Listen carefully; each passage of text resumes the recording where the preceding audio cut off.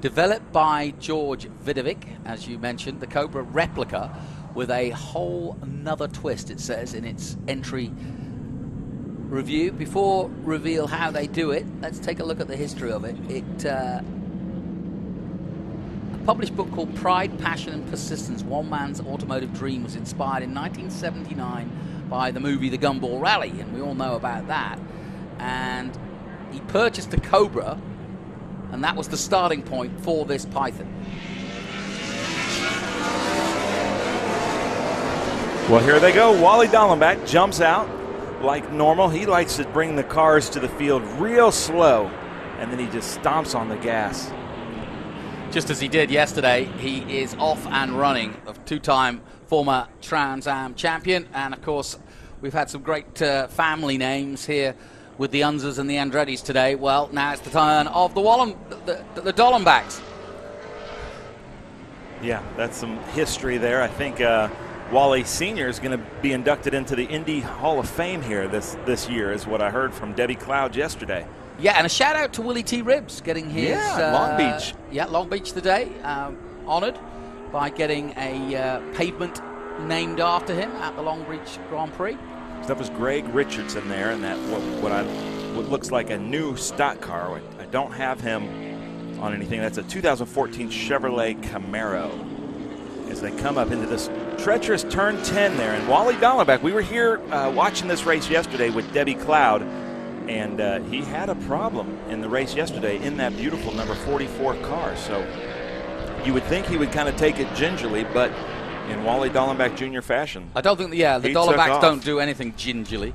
No, but that's Joseph Wiggins there. Uh-oh, we've got somebody off now. That's our boy Ricky Knuckles. Oh, no! Oh, maybe one of the best names in vintage racing outside of my boy Thor Johnson. We have a Thor Johnson that races with us. Can't get any better than that. But Ricky Knuckles, that's unfortunate. But we do appreciate, Ricky, thank you for pulling off behind the wall, and we can keep this going green. In my mind, that is a win. We should start giving people red hats for that. Yeah, I like it. So there's Wally Dallenbach. Speaking of red hats, he's got a few. We give out SVRA red hats. I was talking to Kim, who is in charge of our winner's circle and our trophy presentations earlier today, and you'd be surprised. So we came to the Trans Am race at Road America. How many of our vintage racers that I saw wearing their red hats proudly? You know, and I love seeing that, especially not at one of our events. But they wear it. It's a badge of honor. You know, it means, hey, I've gotten on the podium at an SVRA race, and everybody knows that's a difficult thing to accomplish. Dallenbach setting the pace. He's already 11 seconds up the road from Joseph Wiggins in second place, Greg Richardson in third, and Lance Osek in that Python. I was just reading up on the Python, uncoiled first in 1982 at the International Motor Show in Sydney. So there you go. There's the breathless Corvette. I'm going to close the windows. We're getting some wind here. Yeah, we are. Getting some wind on the mics, I think. It's a small field, this. It's small. It's narrowed down from yesterday. We had a much bigger field, but not everybody can do the full weekend. And obviously work beckons sometimes on a Monday morning. And there's that breathless Corvette. And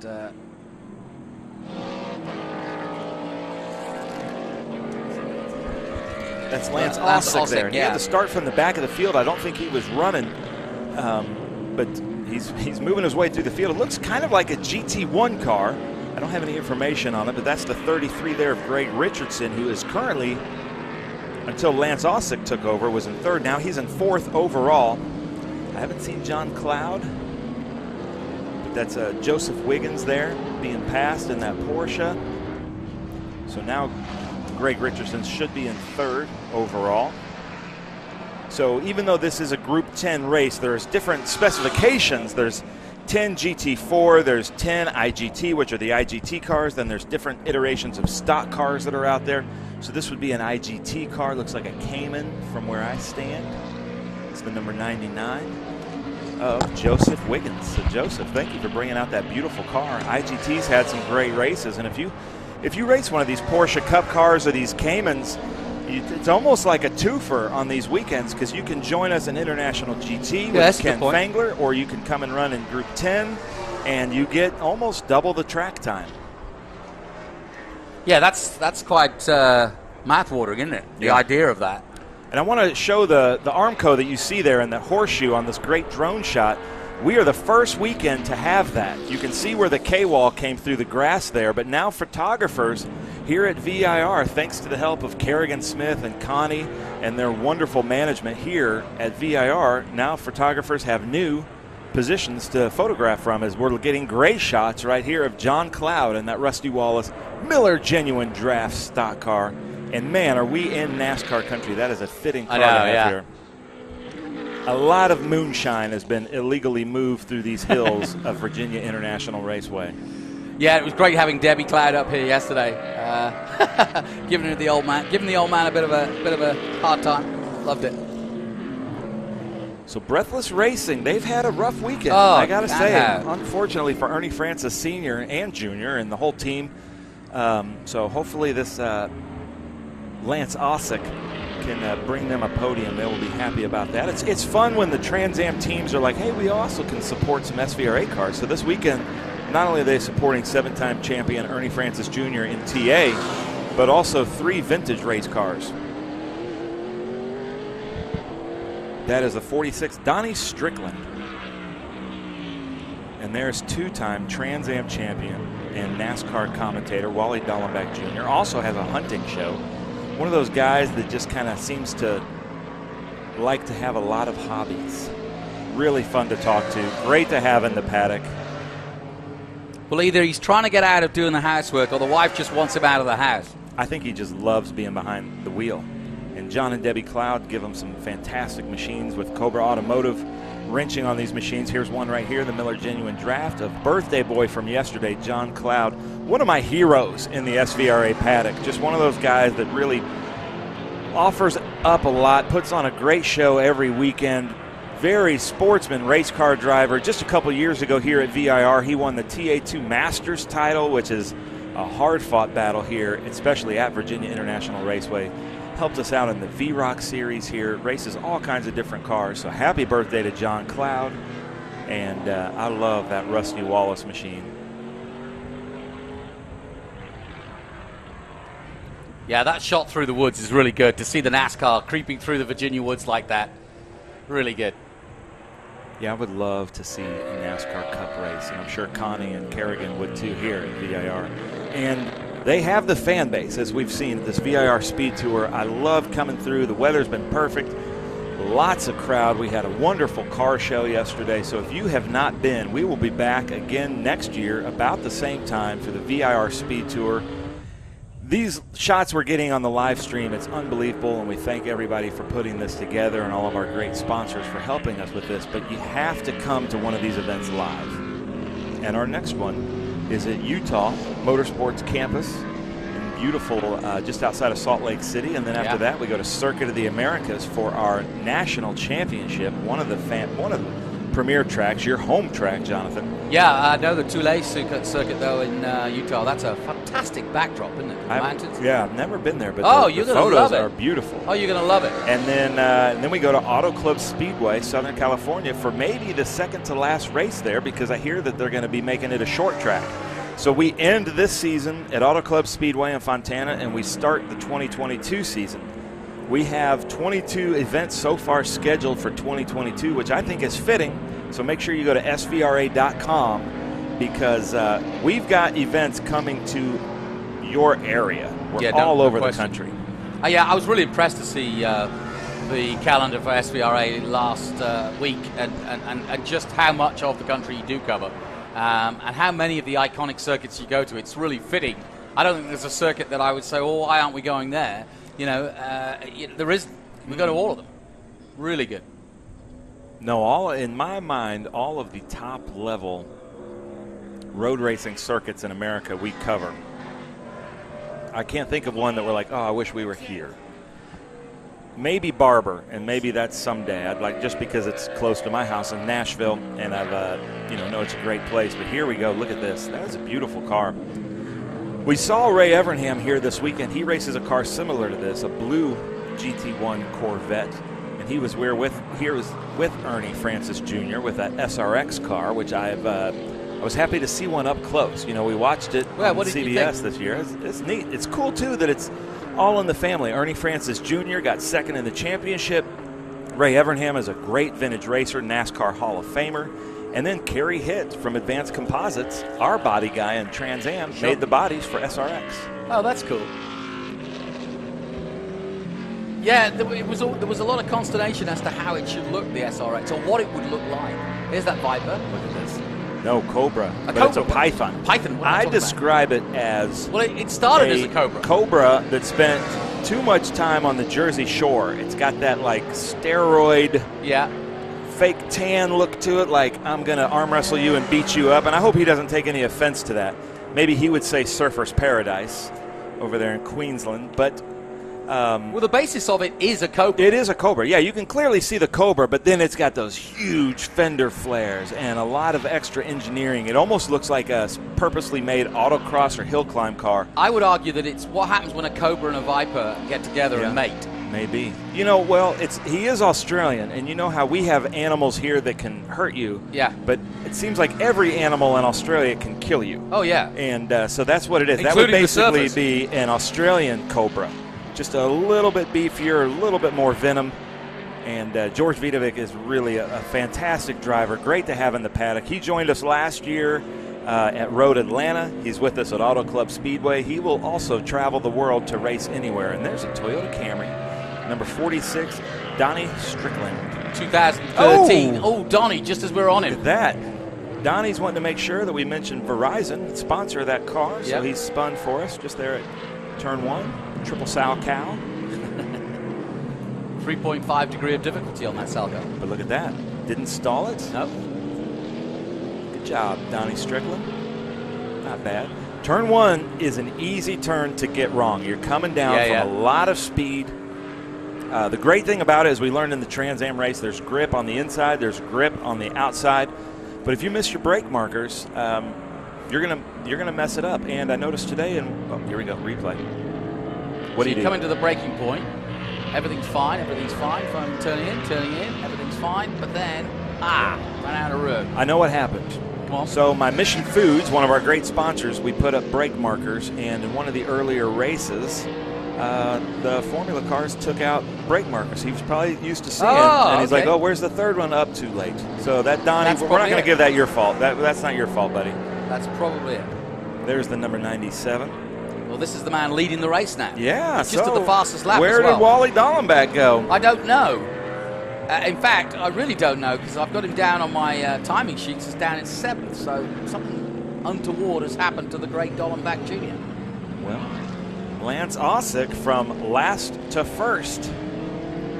Nice job. That's gonna put a nice little bookend to this weekend with the Breathless Racing team. Ernie Francis Jr. won again in FR. Did not have a good weekend in Trans Am. Had a great race up until the time that something went wrong. I didn't get to speak to him. But here we go, Lance Ossick.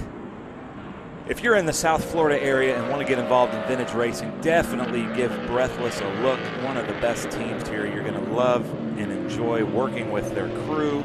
Ernie Francis Sr. and Monica, tight run ship. And then you have one of the best driver engineers since probably Mark Donohue and Ernie Francis Jr.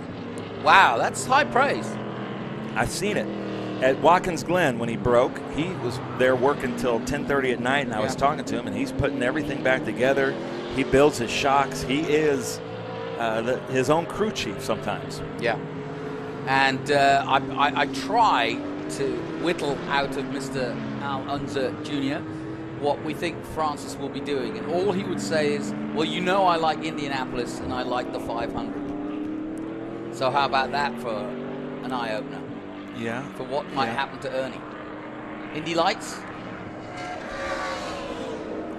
You know, I'm going to say this as his friend. I think he's better than that. I think he needs to be in IndyCar, and people have said, what about the Xfinity Series? I think he should be in the big show. I think he has shown everybody he can be there. It's going to take some time, but really I hope he gets with the right team, because I think he belongs with But he's young enough to do both. Well, now Justin Marks' team. He bought Chip Ganassi or a Roger Penske. And he's shown that he can win in everything, but just his work ethic is like none I've ever seen. Sure. His personality, the things that I make him do. You know, we're talking about Ernie Francis Jr. poor guy, after he crashes out of a race, does not want to come up to the commentator booth. Many times have I asked him to come do autographs or to help me out with something, and he always does. Says yes. And I know he doesn't want to, but he's a true team player, because all he wanted to do was grow the Trans Am Championship with us. And it's so great, and I hope that he has, and I think he will have an amazing career. And I'm sure he'll be back with us with Trans Am.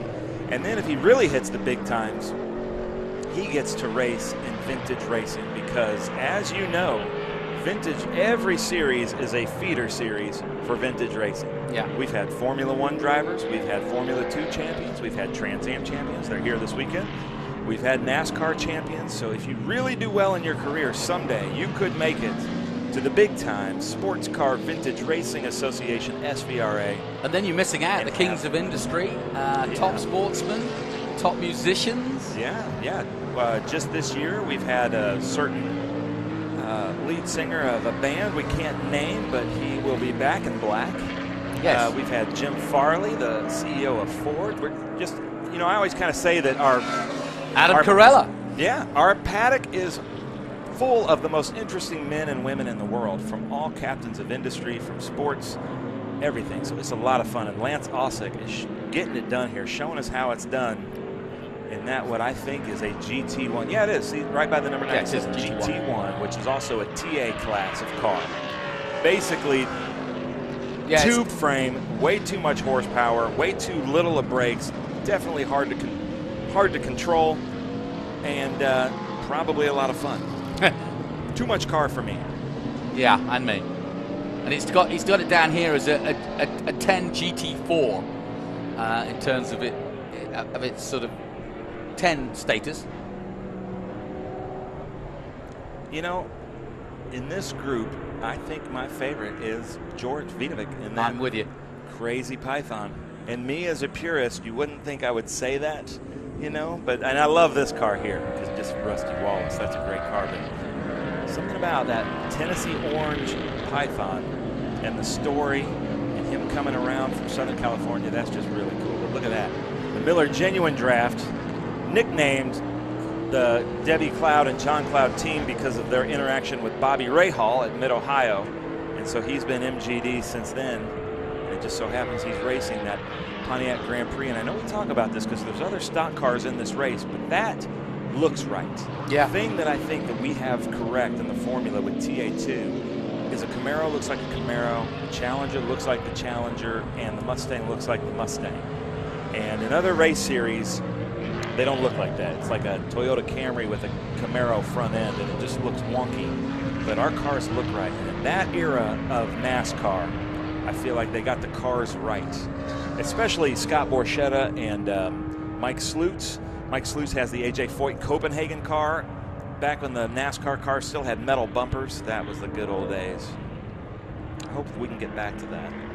But that is all Corvette.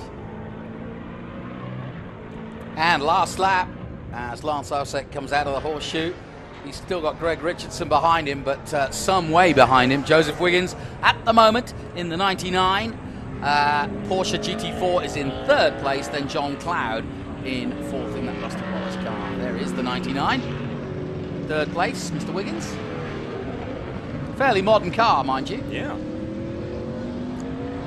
My mom, who is a car guy, I know that sounds funny, but we were talking about Kim Madrid today as a car guy. Yeah. She has a Porsche Boxster S, and it is a lot of fun to drive. Yeah, I'll bet. That's a pretty car, those Caymans. And even though that's not the 911, 991, it's still, you can tell it's a Porsche just by that silhouette. Oh, yeah. That's the wonder of Just Porsche. like Corvette has kind of kept that silhouette since the early 80s there, maybe even since the late 70s, the fiberglass bodies. It's kind of, you could see the delineation of Corvette development through that, even now with their mid-engine cars. C8s. Is it the C8 or C9? C8. C8. Tony Perella, if you're listening to this, I'm sorry. I just don't know my Corvettes like you do.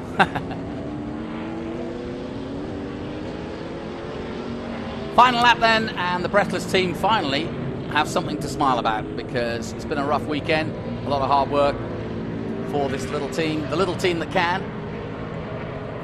And in the hands of Lion Sosek, they're going to take the checkered flag here in Group 10. And there it is.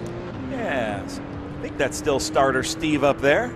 Starter Steve from VIR. His mom watches our broadcasts. So he stops me every year and says, hey, man, my mom saw. And I always put him on our promo videos here, too, so his mom can see him on commercials. 97, Lance Osick, Breathless Racing. I'm sure Ernie Francis Sr. and Monica are high-fiving each other. Billy Roper, John Mills, the crew there at Breathless. Good job. From last to first. We've seen Ernie Francis do that many times in the Trans Am Series. There's a more modern stock car there. Greg Richardson. This is the Toyota Camry. And let's take a quick look at the highlights then of Group 10. And away went Dollenbach from the start. And he did start to build a massive lead, but it wouldn't come to anything, unfortunately. Everybody fighting for position, but it turned out to be a great day for the Breathless team in that Corvette. Lance Osick getting into the lead once Dollenbach dropped back and dropped out. Greg Richardson would chase him home. And there was plenty of others. John Cloud out there, and then the off for the 46 of Donnie Strickland, but he got back on. But there was no stopping the Corvette of the Breathless team. And the 97 GT1 made it to the checkered flag to make it to their first victory of the weekend. Well done to Lance. And that completes the coverage of Group 10 for the VIR weekend.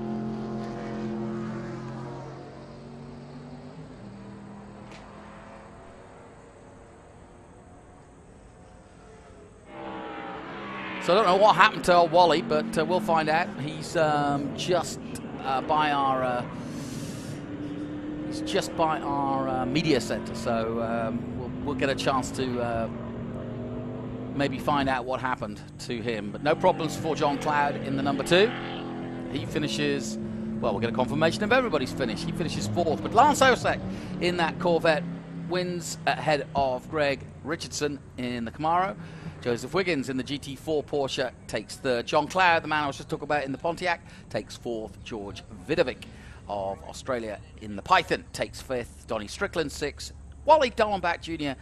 in that Ford Mustang Cobra is down as 7th, but as you can see, 7 laps. So he led, and then that was all over. And Ricky Knuckles, we saw him spin around in the Impala and go out and park it. So that's how they finished in Group 10.